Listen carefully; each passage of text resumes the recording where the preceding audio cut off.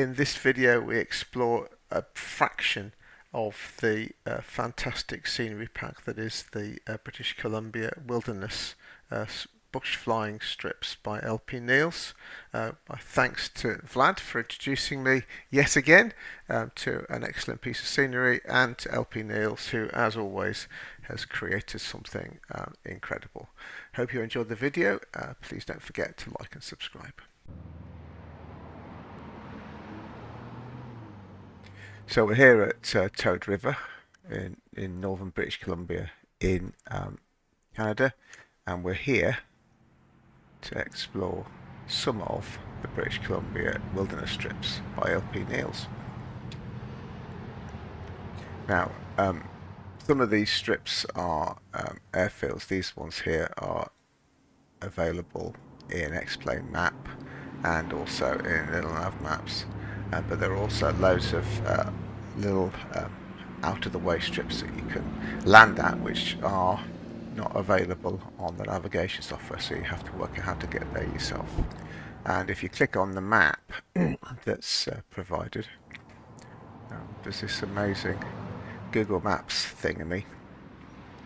And what I've done is I've picked this little area here, I've loaded ortho photos, and I've just plonked myself at one of the airfields that's available on little nav maps, namely Toad River. And I'm making my way, I make my way down this way through past Magnum Mine to this little strip here, and just basically going to do a bit of exploring, really. So these little places aren't available on little nav maps to sort of pick and navigate from, and they don't appear in the list. Magnum Mine is, although it's closed.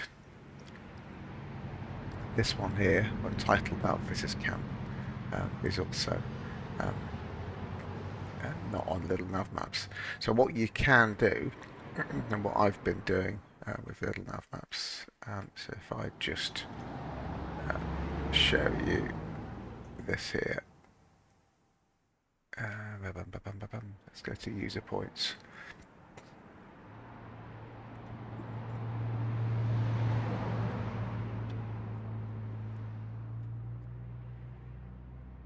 Okay, so Folding Mountain I created. So if we just take a look at that, it's got a latitude and a longitude, and it's marked as an airstrip. Okay, and where did I get that information from? Well, if we go to here, we click on that, you'll see there's a little navigate to. So if you hit navigate to, you will see the latitude and longitude. So if you get the latitude and the longitude, you can then paste that in to little nav map as a user point, and then you can use it in your map, in your routes. Okay. One thing I would say I discovered was that I had to change the coordinates to decimal degree, because that's what Google spits out. That's not the default. So change that, and then you can just right click. I'll just create another one. It's the same. So if you add a user point, you can then take yeah,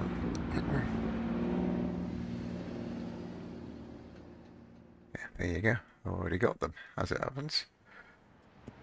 That's what I just copied. Okay, and you can take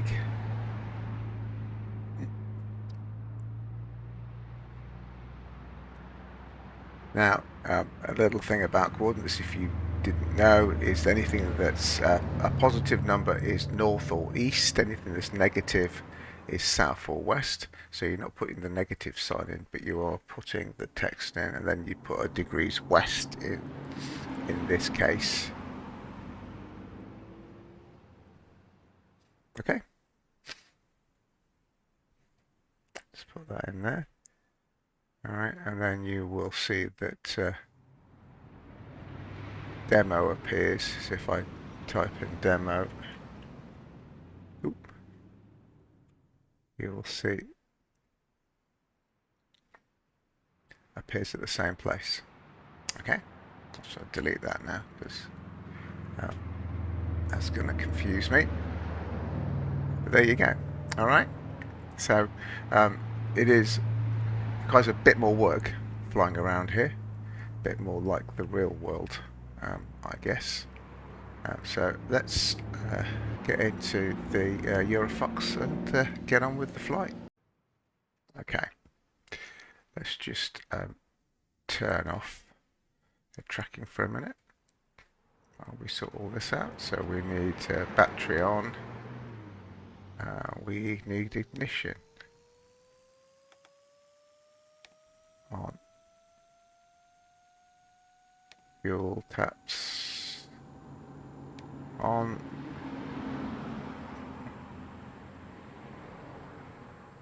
it's just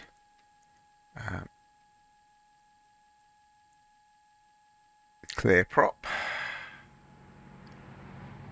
Good look around, nothing going on. Okay, bit of throttle, brakes on, and do it again.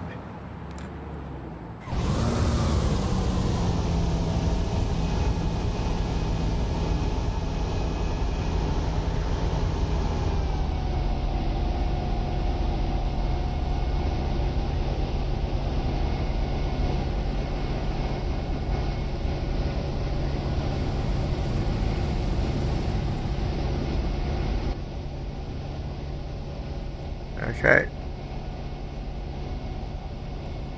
landing light on,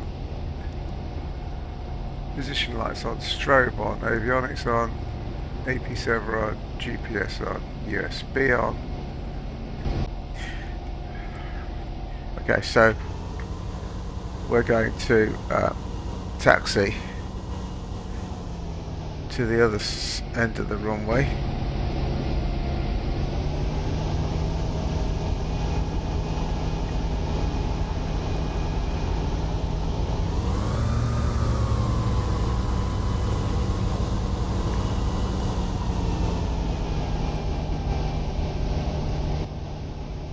Then crack on. Our first stop will be Folding Mountain.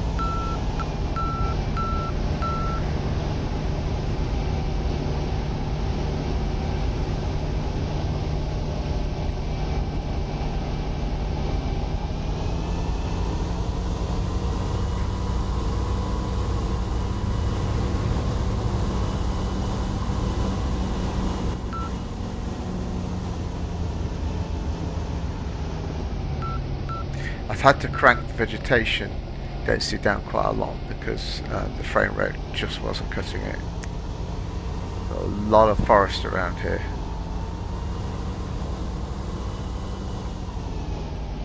And the forest seems to be one of the biggest frame rate killers.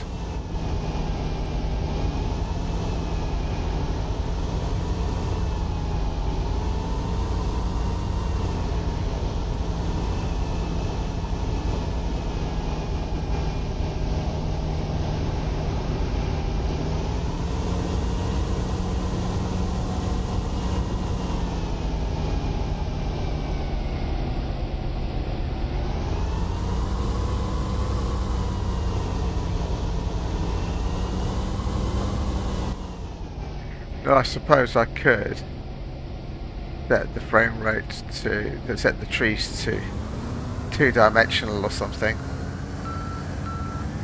but I quite like the 3-dimensional trees.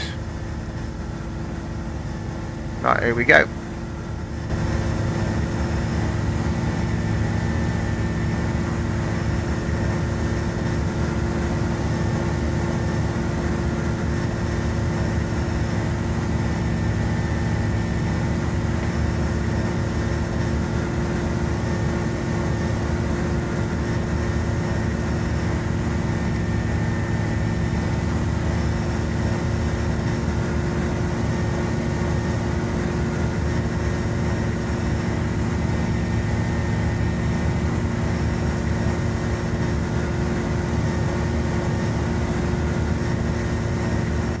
Now, the first strip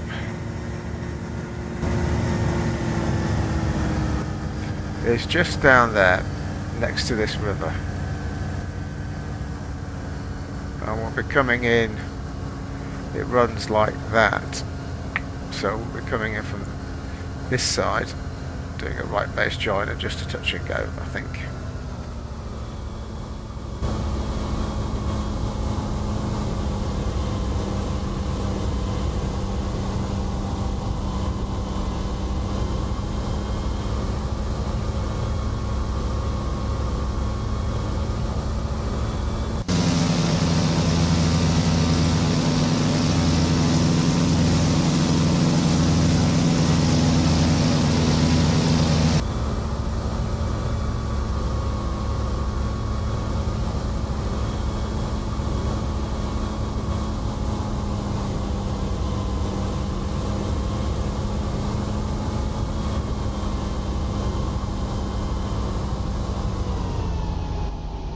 Just down there, look.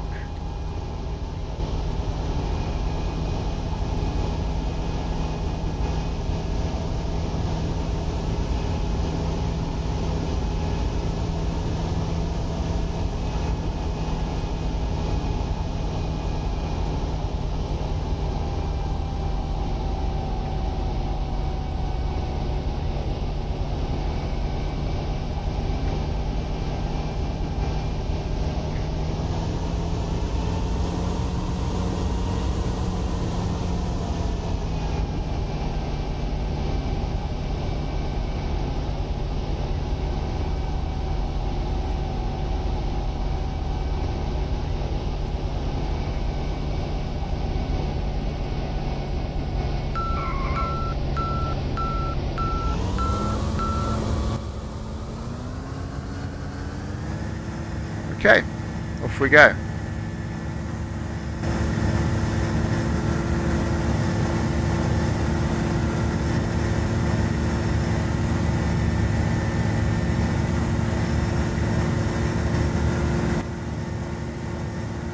I'm going to follow the line of the valley now.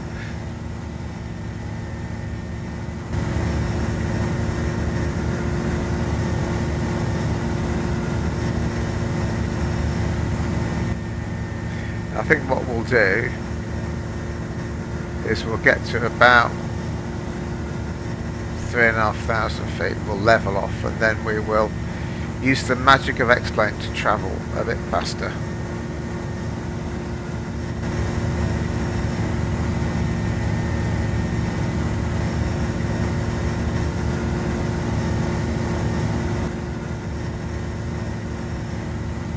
That's just to do a bit more in the time, you know. So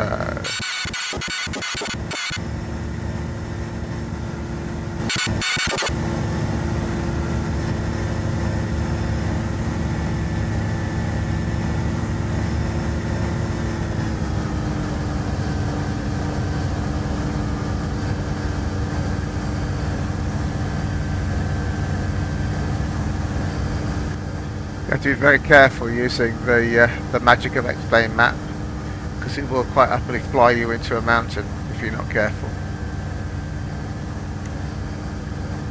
Right, let's do it again, I think.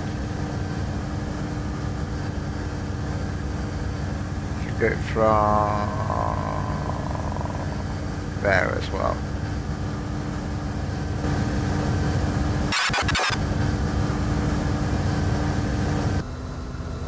Gorgeous countryside. Bit of rain, which you can see, which is good.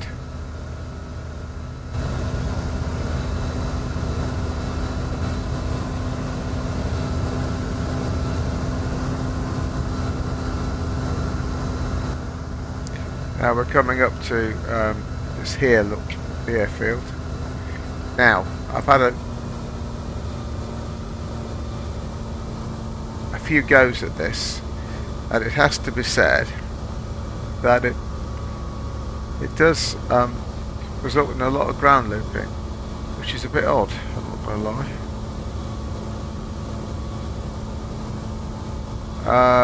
There is no easy approach to this airfield. It's 3,097 feet above the ground, so this is about 1,000 feet. I've been trying right-hand circuits without a great deal of success, so I think I might just try a left-hand circuit for a change. It's a bit of a crosswind, which is probably what's causing the ground looping.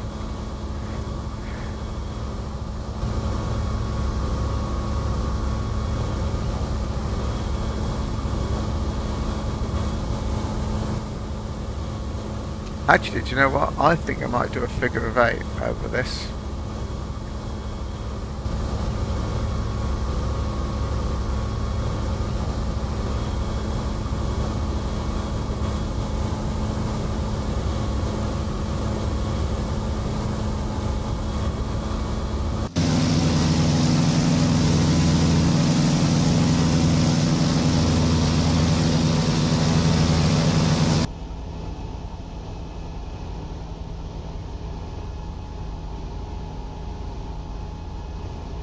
That's quite neat, isn't it?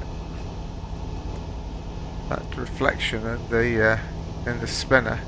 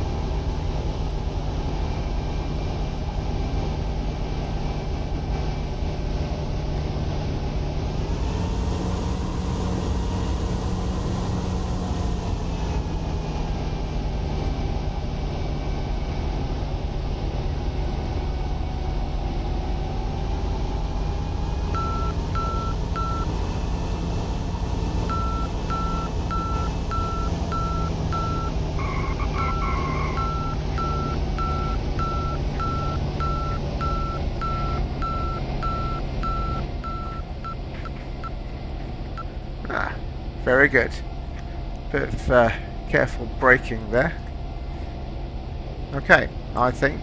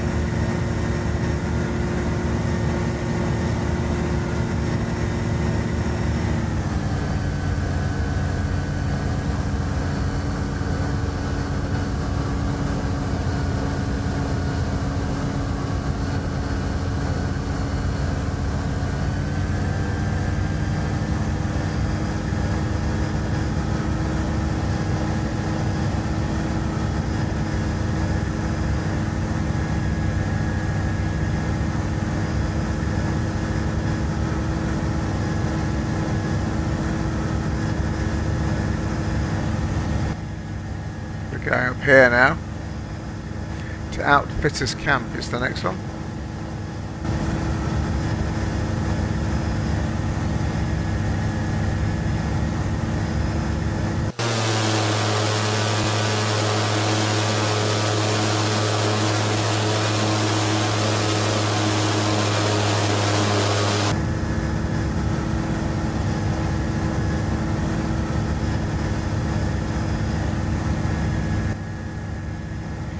We'll go along the right hand side of the valley because we'll get the updraft on the right hand side.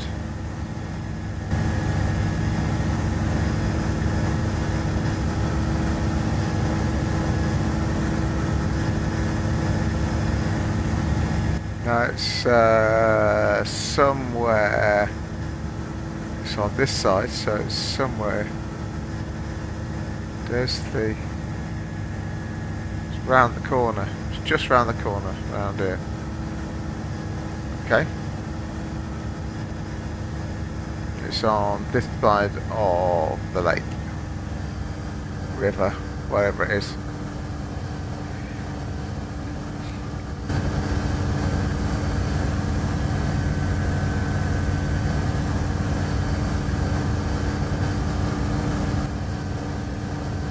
The sandbar there and the sandbar there that you could land on as well, I would say.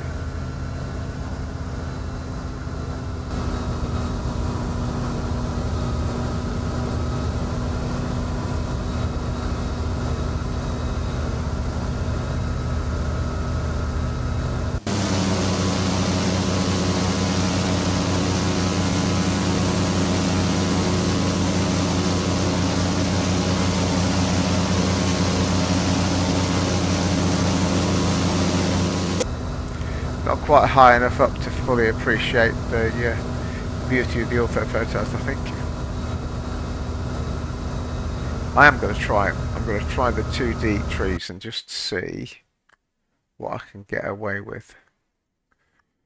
Let's just try that and see what happens.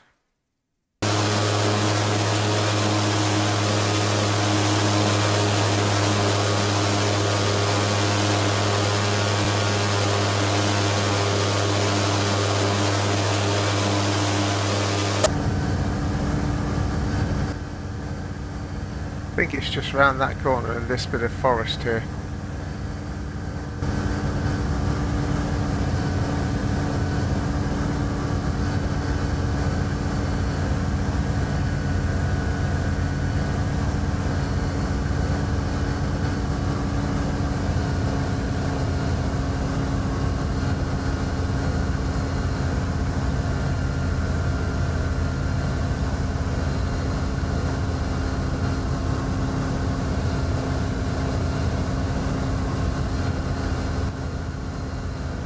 Yeah, there it is, look, you can just see it in the forests. So I think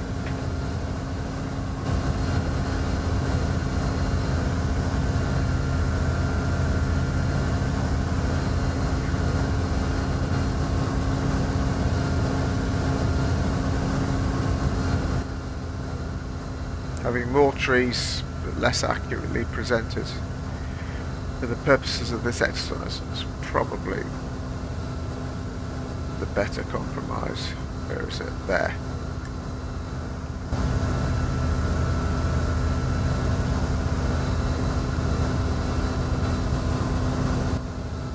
I love the shadow of the aeroplane.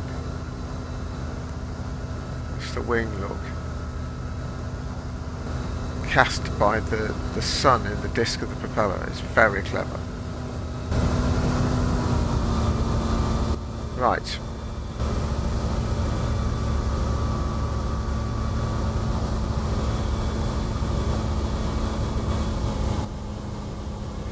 First notch of flapper on.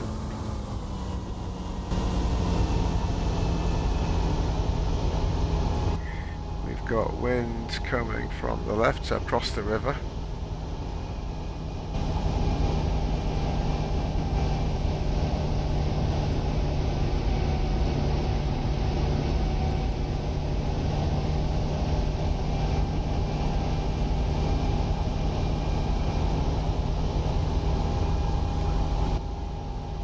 Second notch of flapper on.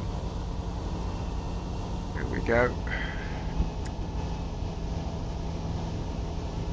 Final notch of flapper on.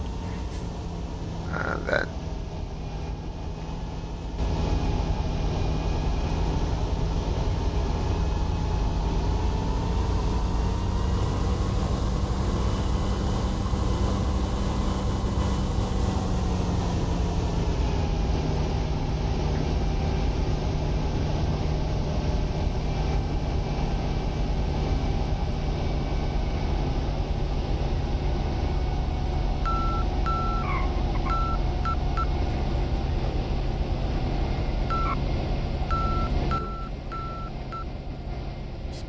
exciting old ship, isn't it?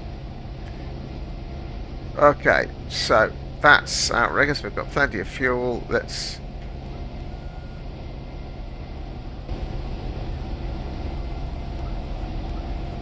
flaperons all the way up.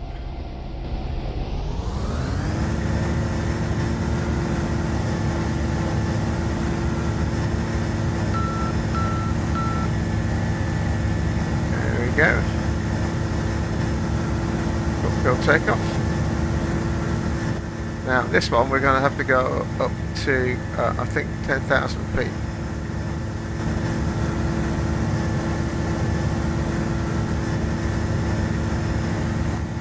Now the good thing about this little plane is it will go up like a lift, so if I set about 70 at full power, it'll go up at 2,000 feet a minute.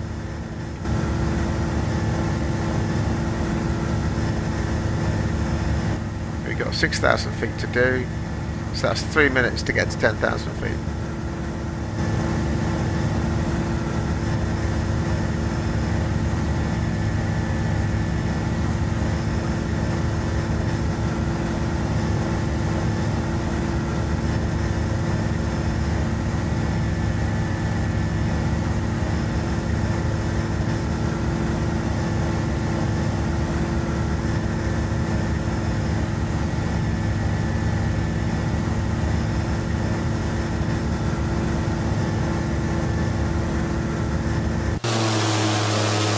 Look at that.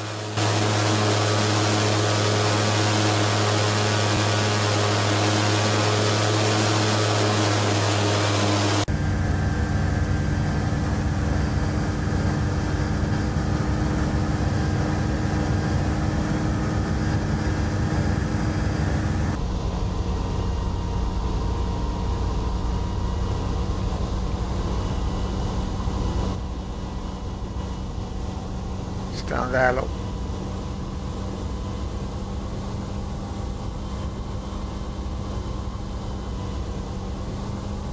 Right, we will follow the river round.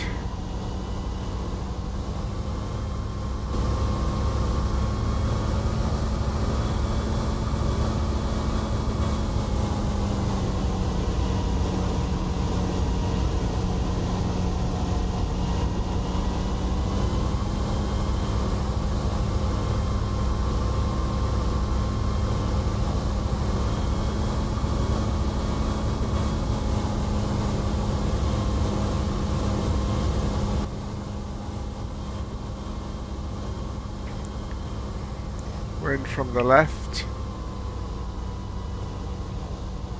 Alright. Yes. Wind from the left.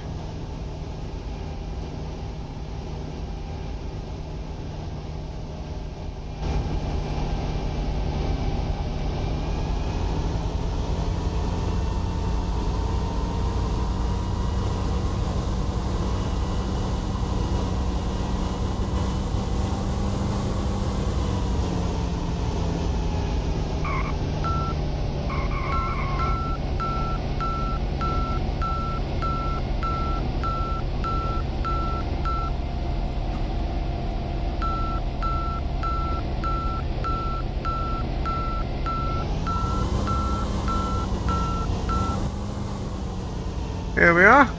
We've tapped up to the log cabins.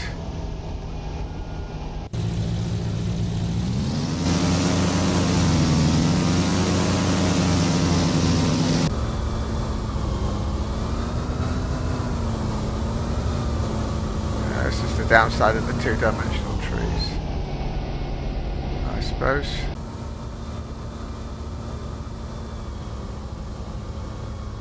Okay. Landed a bit short, we'll taxi along the runway.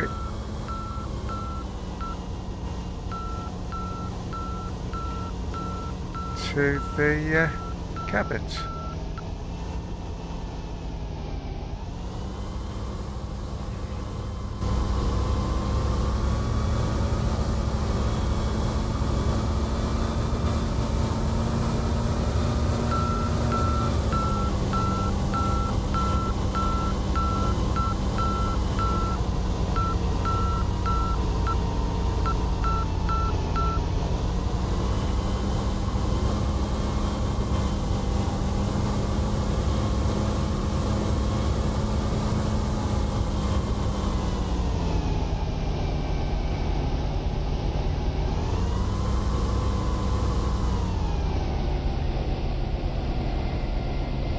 Okay, brake on.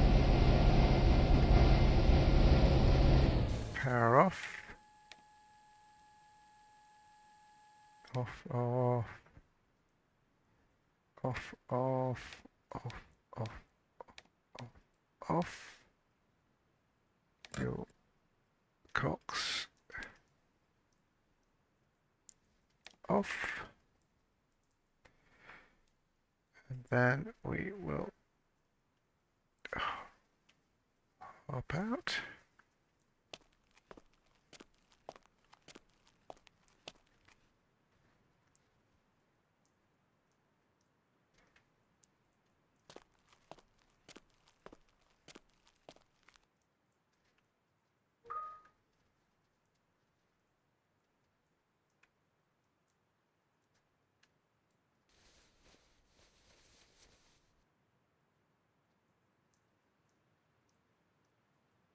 And enjoy the morning light.